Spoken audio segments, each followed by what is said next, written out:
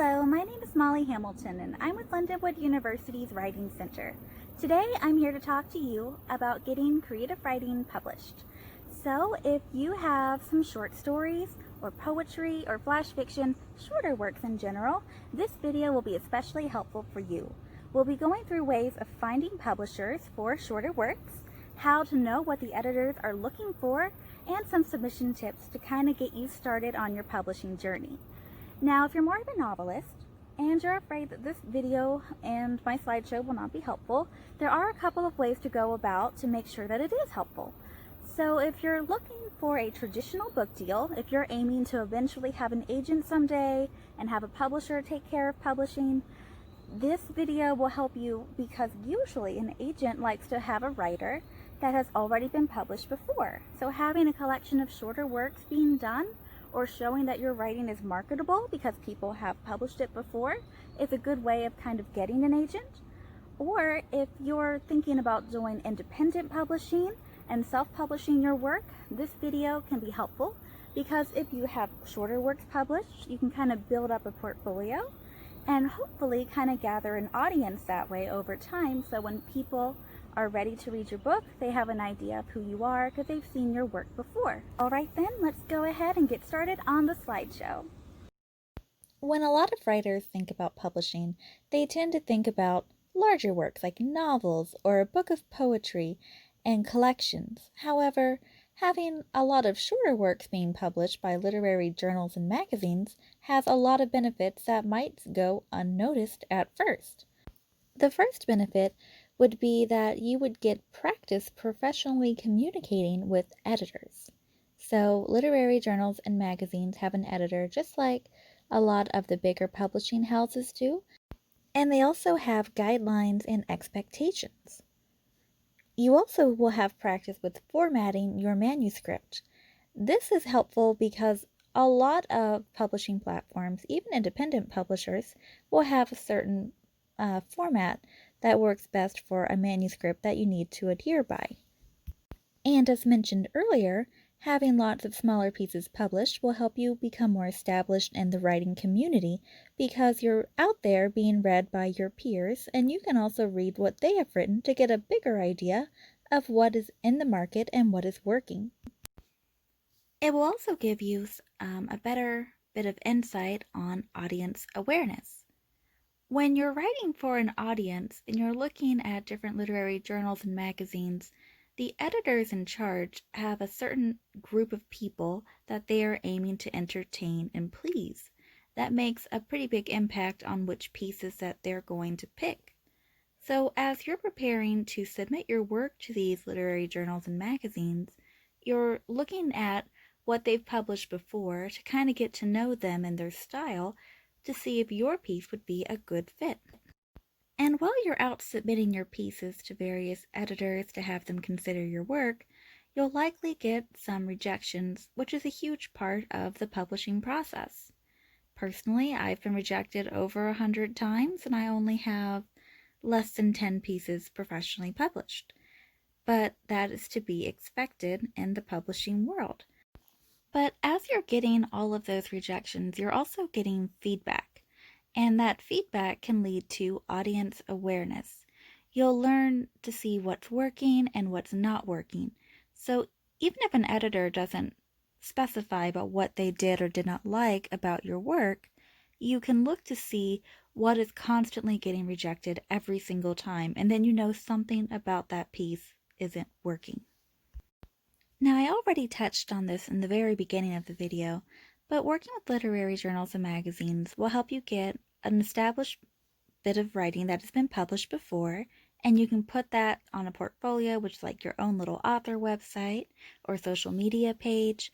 And if you want to go with the traditional publishing route, that can help you get an agent who will support you in getting a book deal, or you can just use your portfolio as a way to gather an audience, so when you have your novel ready to go, you're ready to get published.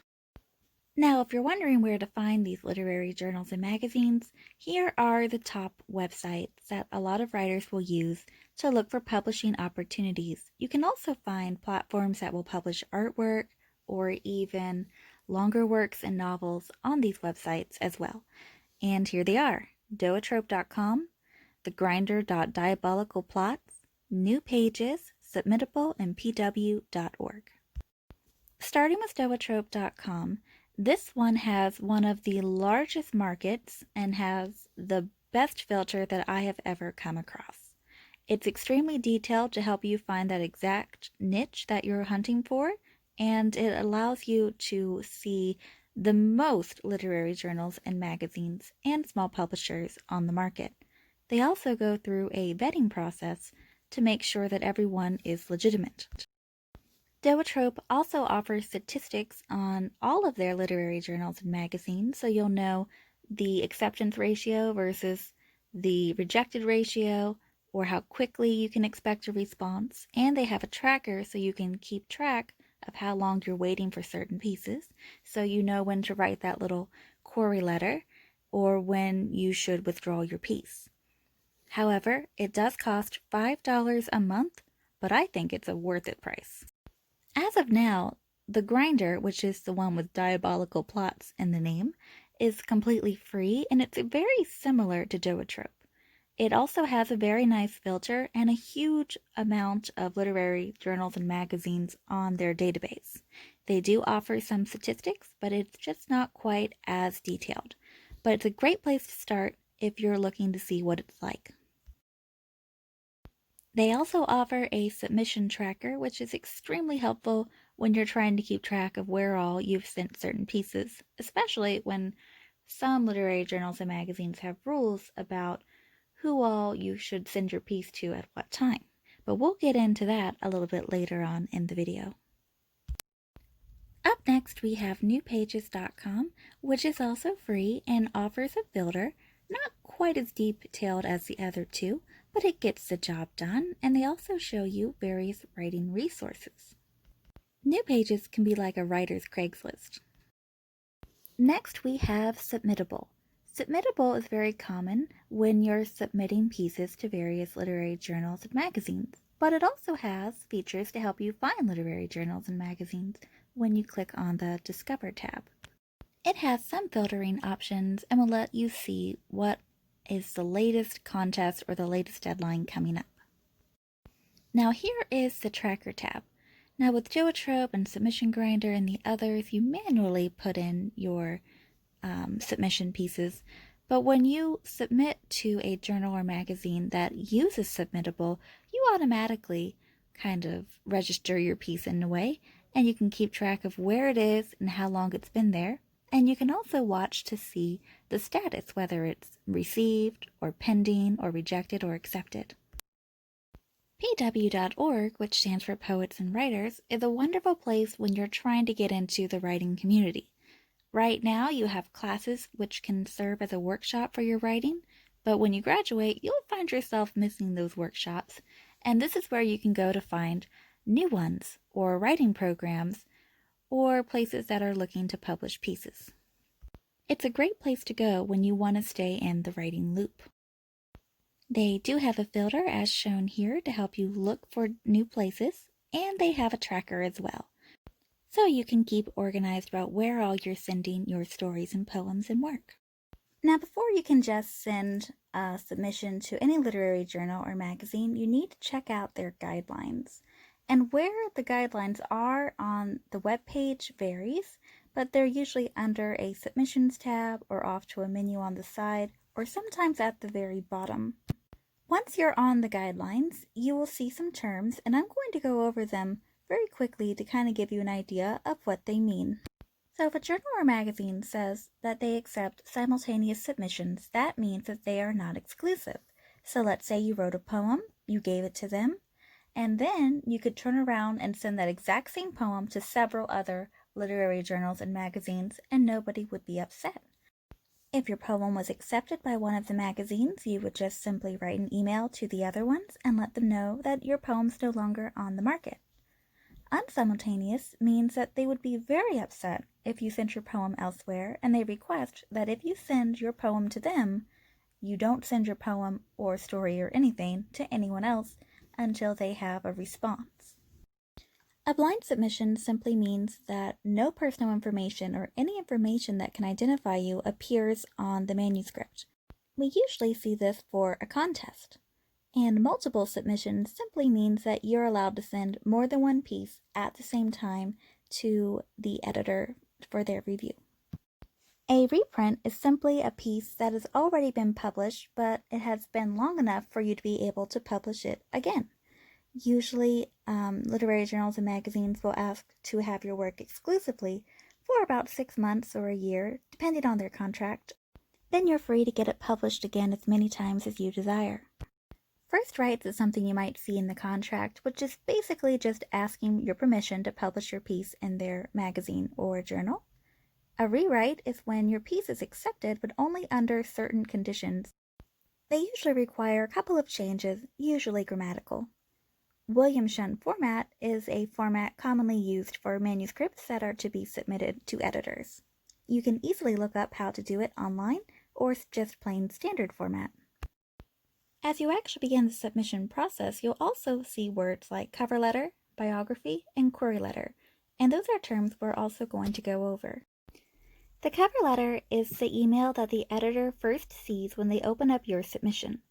Now, not all editors want a cover letter. They usually specify if they want one or not in their guidelines, and they'll even tell you what to put in your cover letter and what to even title the subject of your email.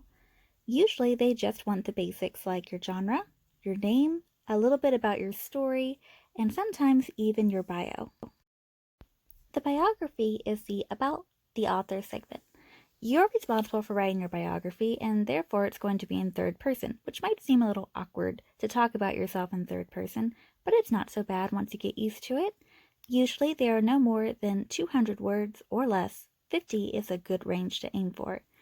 You can also use your bio to mention other works that have been published by you so your readers can know where to find you. You can also add a link to your social media as well. But before you send that manuscript away to the editors, make sure that it is ready. I always recommend letting your manuscript have time to rest before you start doing some changes to it. Make sure that you've given yourself enough time to detach a little bit so you can look at it with a clearer sense of vision. It's also important to revise and edit. They are very different. Revising is when you do larger changes, like look at the content, plot holes, world building. Editing is going to be on a smaller scale, like structural changes in sentences or correcting grammar or clarifying terms. Getting feedback from someone else, like an honest friend, family member, or even someone from the Writing Center, can also help you in your revision process to make sure that your story makes sense to everyone and not just you, which can happen quite easily. And be open to revision. Revision is part of the writing process for everyone. Once the grammar is good and the story is where you want it to be, you want to do a search for literary journals and magazines that would be interested in your work. You can find this out usually by reading what they've already published to see how you would fit in and to see if you would be proud to have your work in their magazine or journal. Always make sure that you format your story to the guidelines that they require and that you read the guidelines very carefully. Once you have your manuscript where you want it to be grammatically and plot-wise, you're ready to move on to actually submitting your work. Instructions for this process are often found on the guidelines, and usually writers will submit their work through an attachment on an email. And make sure you check to see what all documents that the editors can open. Not all editors can open every document type.